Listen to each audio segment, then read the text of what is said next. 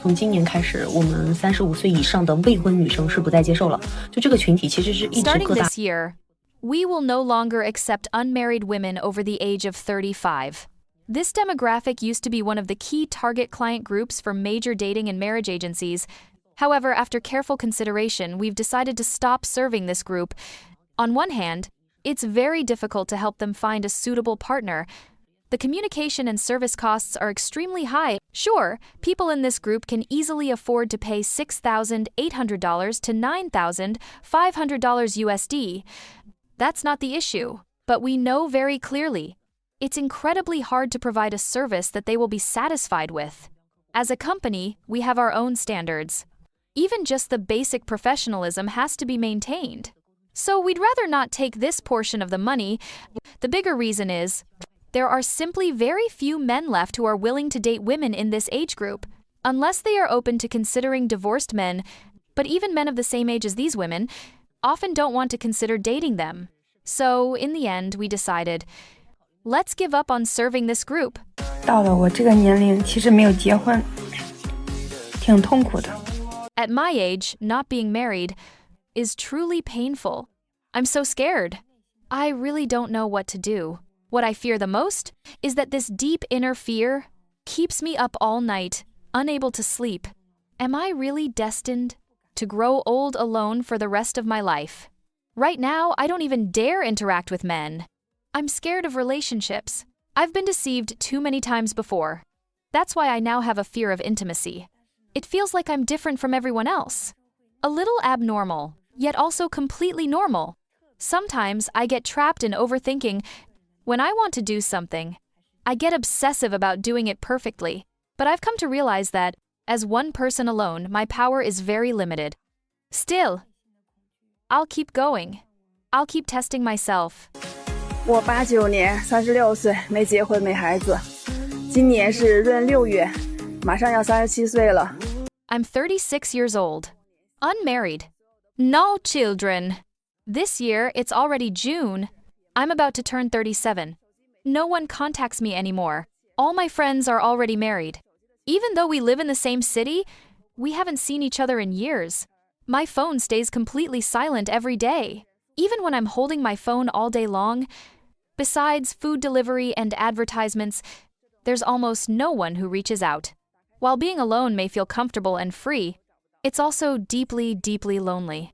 Over the past few years, I've encountered some rough patches in life. That sense of loneliness has only grown stronger. Now, even when I open my phone, I can't find a single friend to talk to. Before we dive into all of this, let us know in the comments where you're watching this video from. Connecting with viewers across the world is a huge source of inspiration for us. 我94年32岁，没结婚，可能这一辈子。I was born in 1994. I'm 32 years old. I'm not married. Maybe I'll end up spending my whole life alone. In the past, I thought that as long as I avoided things like mortgage loans, car payments, and the pressure to carry on the family line, maybe my life would be a little easier than others. But now I feel more and more lost. Life feels aimless and hopeless. I don't even know what the purpose of all my efforts is anymore. Being alone is nice in some ways. I don't have to go out of my way to please anyone. I don't feel pressure from anyone. No burdens. Maybe if I had a family, life would be more tiring. Raising kids, taking care of the household. But at least life would have a goal, something to look forward to. Even if it's exhausting, I might be willing to bear it with a smile. Maybe that's the meaning of starting a family. 小姐之前有没有谈过男朋友？还没有。姐姐好漂亮呀！谢谢。 Miss, have you ever had a boyfriend before? Girl. Not yet. Interviewer. Wow, you're so pretty. Girl. Thank you. Interviewer. Which year were you born? Girl. I was born in 2000. Interviewer. So young. Girl. I'm from Chongqing, but I grew up in Xiamen. I'm currently an undergraduate student. Interviewer. Oh, what's your major or profession? Girl. Something related to journalism. Interviewer. Ah, so that falls under media, right? Girl. Yes. Interviewer. What kind of qualities are you looking for in a guy? I'd love to hear how people born after 2000 think. Girl. I think emotional connection is important. Maybe that's something that matters more at our age, but I'm not sure if that view will change in 10 years. Interviewer: what about financial conditions or home ownership? Are you more flexible on those? Girl: I think ability is more important. If someone is really capable, then they probably won't be doing too poorly financially either. Interviewer: what's a trait in men that you absolutely can't accept? Girl: not being kind. If someone isn't kind, they probably won't treat their parents or people around them very well either. Interviewer: how do you see the idea that men must be ambitious? A lot of people say that these days. Girl: I think that's pretty accurate. Interviewer: so how do you define ambition? Girl: working hard for a goal, I suppose. Interviewer: my understanding of ambition is, as long as he works seriously, earns a bit more every month, and if he's unemployed, makes the effort to find a job, that counts as ambition, right? Girl: yes, that makes sense. Interviewer: you came here to date at such a young age. Do you have a plan for when you want to get married? Girl: this kind of thing is getting popular around here lately. I'm just giving it a shot. My plan is to get married before I turn 30. I really don't want to be labeled a leftover woman at 30. Interviewer: that's a solid plan. Start dating around 25, spend a few years getting to know someone. Sounds about right. Girl: exactly. 打领舞之胜，你究竟能有多自信？其实我自己都比较喜欢打扮，而且我就喜欢 A 31-year-old leftover woman. Just how confident can someone be purely based on materialism? She admits that she really likes dressing up. She's into inner qualities, fashion, and things like that. As a top-tier beauty on the cutting edge of fashion, this girl is extremely confident in her looks and figure. She firmly believes that only a domineering CEO is worthy of her. So during the blind date meal, she immediately begins testing her date. I'll have the chili fish head. And that one too. Spicy abalone. And let's get the sauce-fried gourd, the boiled beef slices, and the pickled chili beef. She adds, just because I order it doesn't mean I'll eat it. It's our first date. 8 dishes and 1 soup is just basic etiquette. That's the minimum level of respect for a fairy like me. After all, a beauty like her is constantly pursued by wealthy, handsome men. Naturally, she needs to test them in special ways. She explains, ordering lots of dishes is not just about food, it's a test of the man's sincerity and masculinity. Her true Prince Charming should tolerate all her little moods. Even though she can't eat spicy food, she insists that the man must eat all the chili, otherwise, how can he prove he loves her? And only her. I don't eat, he eats. There's too much, and he's a bit fat anyway. Throughout the meal, the man is thoughtful and considerate. He even manages to eat all the spicy food, but still, he fails to win the princess's heart. Putting aside her beauty, she's 30, has no house, and no job. Yet these demands are not seen as excessive. After all, her fashion sense alone is enough to eliminate most average men. She especially loves fashion. She loves shopping. She only wears clothes worth over $280 USD.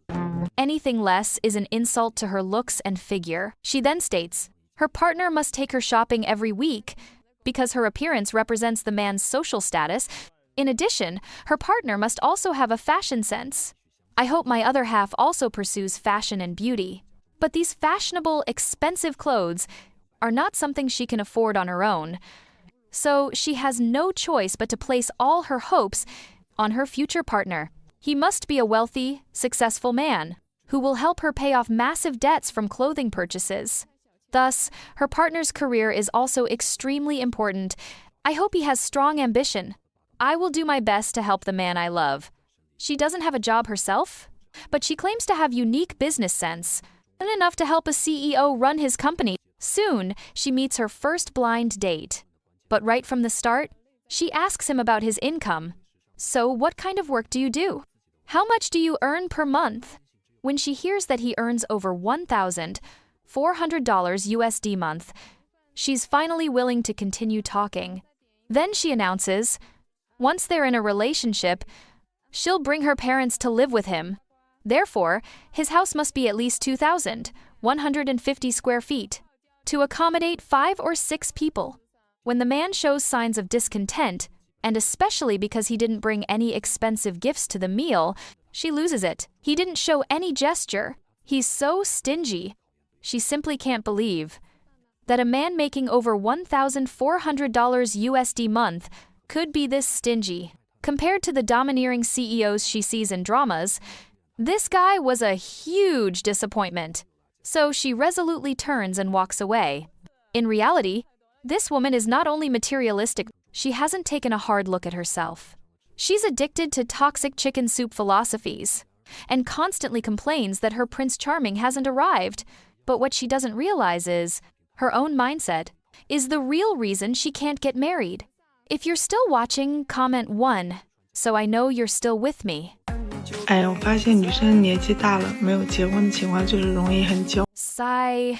I've noticed that as women get older and remain unmarried, anxiety sets in very easily. Last night, out of nowhere, I became anxious to the point that I couldn't sleep. I just thought, I'm about to turn 35.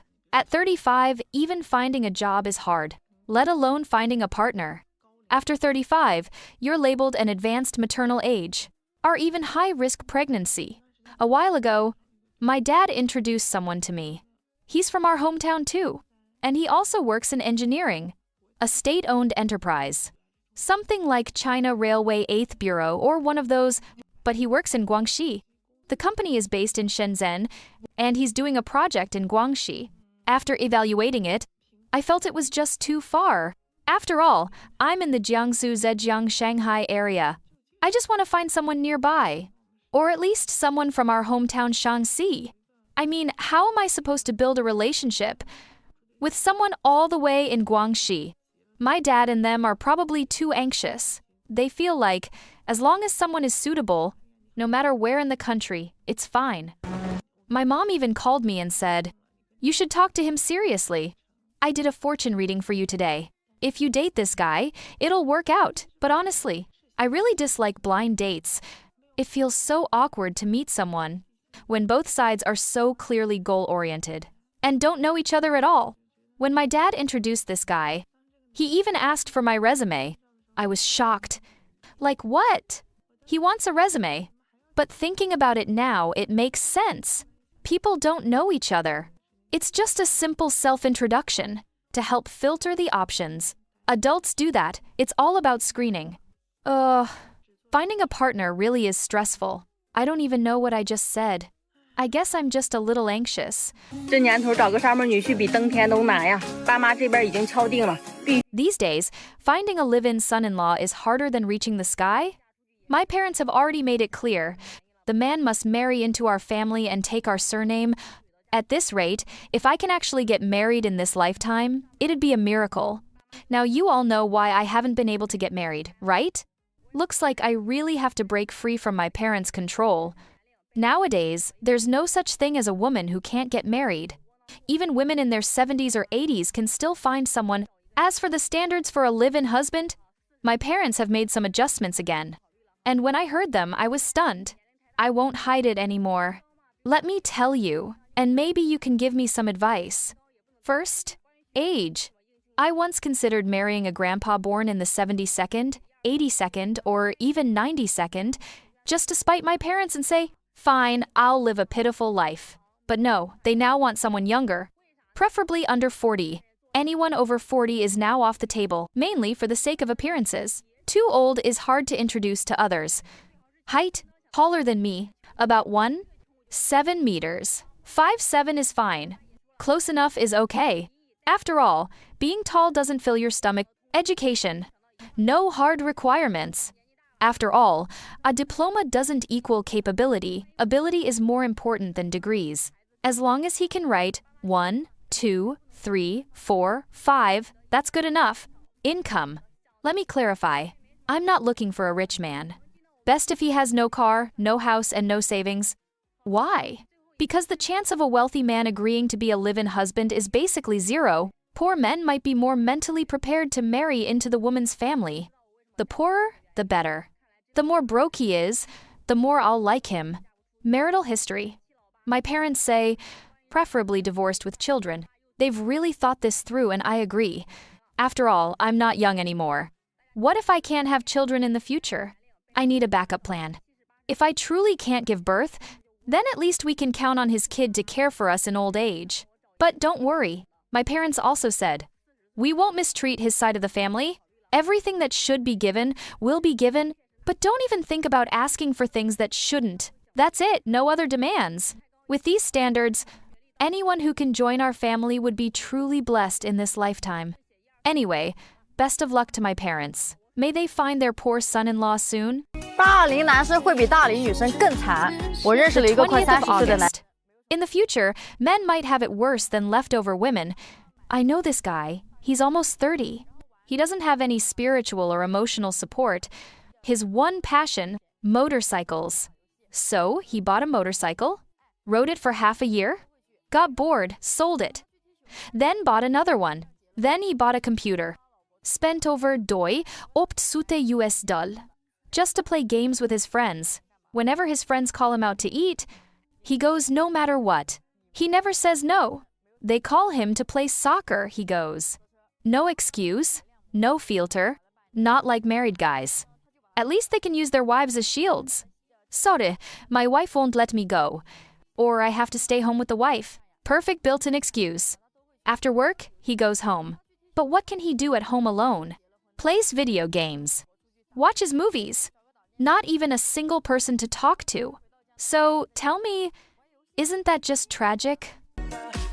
你知道为什么一个男人现 Do you know why men today no longer dare to be good to women? Because when they wholeheartedly treat a woman well, what they get in return is not a lifelong soulmate, but a lifelong lesson. If a woman is over 35 and still unmarried, I honestly don't recommend continuing blind dates anymore. It's better to build a career than to suffer the pain that comes with marriage. But does that mean my daughter has no chance anymore? She's an outstanding university professor, managing her own research projects. Since she was young, she has been the pride of our family. Among all our relatives, there isn't a single child who studied harder or was more capable than her. We invested so much time and effort to raise her. You poured your heart into raising her. That's your personal story, not others' responsibility. Sister, you can't morally manipulate others into accepting your daughter just because she's excellent. After all, her accomplishments have nothing to do with anyone else. But that's not entirely irrelevant. If she gets married, her education, work connections, and income could contribute significantly to the household. So, what are your family's requirements? My daughter's requirement is that he must be good-looking and easy to talk to. She's kite selective. We parents hope for financial stability. Ideally, he should earn around 500,000 to 700,000 CNY a year, approximately 70,000 to 100,000 USD. He should have at least a master's degree. Owning a house and car are basic prerequisites for marriage. No burdens like supporting elderly parents either. We just want her life to be stable. Then who should the man listen to, the daughter or the parents? Both, obviously. Her preferences matter, but so does our parental experience. Are you open to divorced men? Definitely not. If he already has children, then finances and property issues become entangled, unless there's a major problem. Who would go through the pain of a divorce? We're not willing to take that risk. Then there's no opportunity here, sister. Your family's only bargaining chip is your daughter's education, job, and income, and how they might reduce the man's financial and parenting burden after marriage. But the type of man you're seeking, high income, high education, good looks, usually doesn't have such burdens in the first place. So the strengths you're so proud of quickly become irrelevant. Unless, of course, he's divorced. In that case, if he can find a wife who's equal to him in status and ability, it would greatly satisfy his ego. Then he might seriously consider your daughter. In that scenario, he might even chase her persistently, promise her the stars and moon. But if the man is never married, and he's still thinking about having children, his biological urge to find a younger partner outweighs any appeal your daughter might have. He'd likely choose someone with less education or income, but who's younger and more energetic. Nowadays, with medical advancements, it's common to have kids in your 32nd manida. So our daughter's qualities are still better than those younger girls, right? Can you accept a man who's younger and has lower income and education just because he's good looking? Looks alone aren't enough. She's our only daughter. We're afraid of marrying her off to a gold digger or a man who becomes a burden. Exactly, sister. You're so protective of money. It proves a high-income woman rarely acts altruistically in marriage. Here's why. First, if she's not willing to spend money on her partner, then whether she has it or not doesn't even matter. Second, the more a woman earns, the higher her expectations and expenses, so a man ends up investing more emotionally and financially, but receiving less in return. Let me give an example. If a man earns 500,000 CNY a year, 70,000 USD, and spends 150,000 CNY, 21,000 USD on a woman who earns 100,000 CNY a year, 14,000 USD, would feel grateful and offer lots of emotional support in return. But a woman who earns 300,000 CNY a year, 42,000 USD, might think, that's it. I make more than that myself. Instead of being touched, she might push him harder to do more. No emotional return, just more demands. Even if they both support the family after marriage, a man might be open to early investment, but the reality is, many high-earning women guard their money tightly. What's mine is mine. What's yours is ours. If a man even thinks about using her money, she sees him as a freeloader. So more and more men are realizing, high-earning women often lack altruism.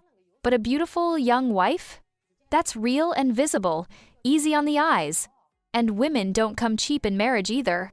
Pregnancy takes a permanent toll on a woman's body. She's already making sacrifices. If she can't find a high-quality partner to make up for that loss, then what's left? Becoming a stepmom to a divorced man's child? Or taking care of a young, poor man? Might as well not get married at all. Just focus on career. No one says you have to marry. But what happens when you grow old and stay single? That's your own problem to solve. Whatever choice you make, you must accept the consequences. Our daughter didn't worry about marriage when she was younger. Now she must face the awkward reality of being older and unmarried. You can't expect both. To enjoy the freedom of single life and not suffer loneliness in old age. To gain the insurance of marriage and children, but avoid the responsibilities and risks of it. You can't have all the benefits without paying the price.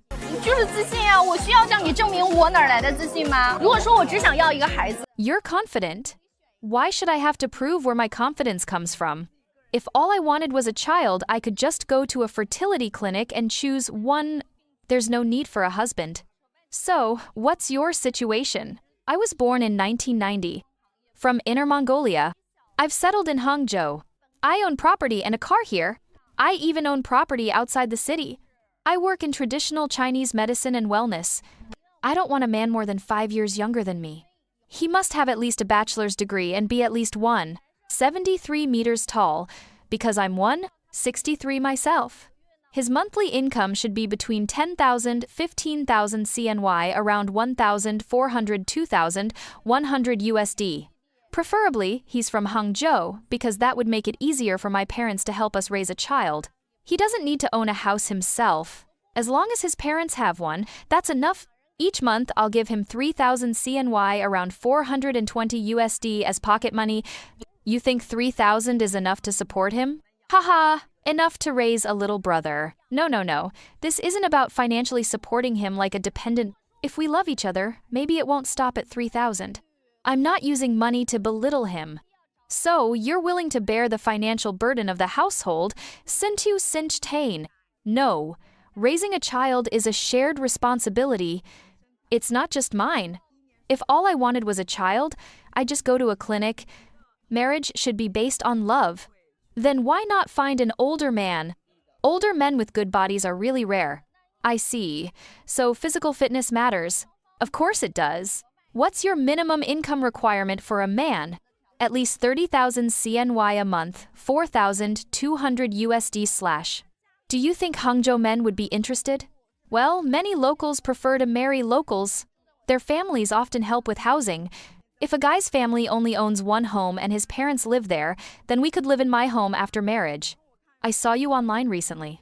You said I may be 35, but I look 28. But people in the comments said, no matter how young you look, you're still 35. You're an old leftover woman. Where do you get that confidence? My answer, this is confidence. I don't need to prove it. Yes, many women remain single at older ages due to studies, personality, or other reasons. It's not fair to lump everyone together. Would you accept a man who's older than you but has great qualities? No. I just don't like older men. Okay. Thank you. 我今年30岁，要找一个28以下，要求长得帅，身高180以上。 She is 30 years old this year, and she wants to find a boyfriend under the age of 28. Her requirements: he must be handsome, over 180 centimeter tall, and have visible abs. Someone joked, "Are you looking for a neck?" She replied, "No, I'm looking for a partner, not an elephant in Yunnan."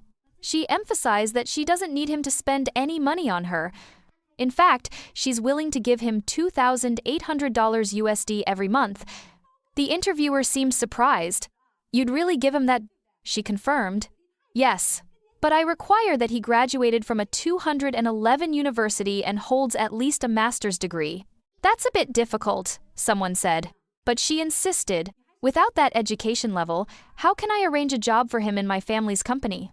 We're talking about a position with an annual salary of $70,000 USD and even a private office." She added, "It's not that I want something outrageous, but with too low an education, we'd have no common language. The degree requirement is non-negotiable." Next, she said she wants him home every day by 11 p.m. "No partying around," she declared. Someone countered, "We're all adults here. Curfews." She replied, "He can go out with friends as long as it's nothing illegal or morally questionable." She even promised him a monthly reimbursement budget of $14,000 USD. "I'm worried he'd use that money with a guilty conscience," she laughed.